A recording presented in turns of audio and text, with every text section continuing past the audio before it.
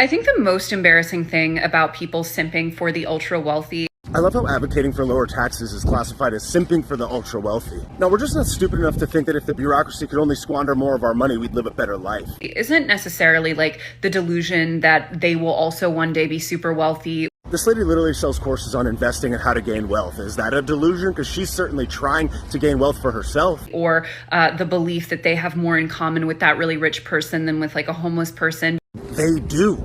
Most of the homeless people that I encounter, certainly not all of them, are addicted to drugs. Many, and certainly not all, are not concerned with changing the state of their life.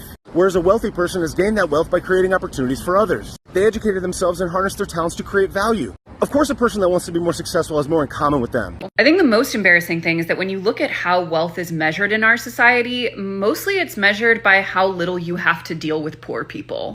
No, it isn't. Wealth is measured by how much control you have of your time. It's kind of funny that you look at it like that.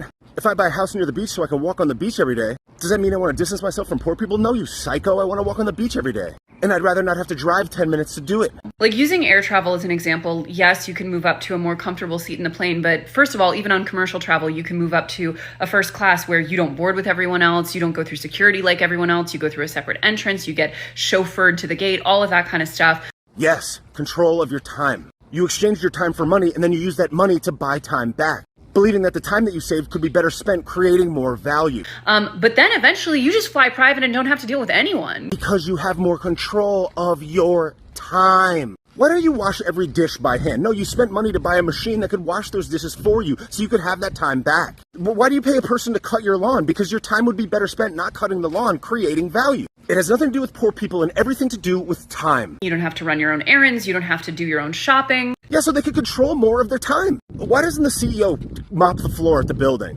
Because their field of expertise could be better utilized making money at a higher level. Why do people get their lunch delivered to the office? So they could keep working. Are they incapable of making food at home or spending time to go and get it? Do they want to distance themselves from poor people? No, they just understand that wealth comes from efficiency. And all of that is about convenience to some extent, but it's mostly about not having to interact with people poorer than you. What the hell are you talking about? I can't believe this lady sells people wealth advice. If it's such a delusion, she certainly doesn't have a problem selling it to people. Why didn't you build all that furniture in your apartment by hand? Is it because you don't like poor people?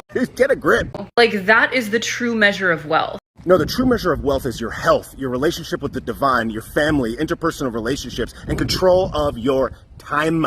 And like, to be fair, even for the very rich people, this comes at a great cost. Like, there are a lot of interesting studies that show that people's mental health actually suffers from being completely removed from community like this. A couple of studies. I don't know how waiting in line at the airport or going to the department store to pick up a new pair of socks gives me any community. No, your wealth lets you control who is in your community. And I bet that person who's a cashier at the department store wishes that they could be home with their family. So they're working so that they can gain money, so that they can gain wealth, so that they can spend more time with them. Control of your time. But even if it made them totally happy and fulfilled to isolate themselves like that, I'd like to be isolated from people that think like this. That's why I moved to Florida. These people on these boats probably spent a lot of money for those. Are they isolated from the community? Because they look like they're community-ing pretty hard right now. there is still something so pathetic about riding so hard for a group of people who are so disgusted by you that they will pay any amount of money to avoid ever having to come in contact with you.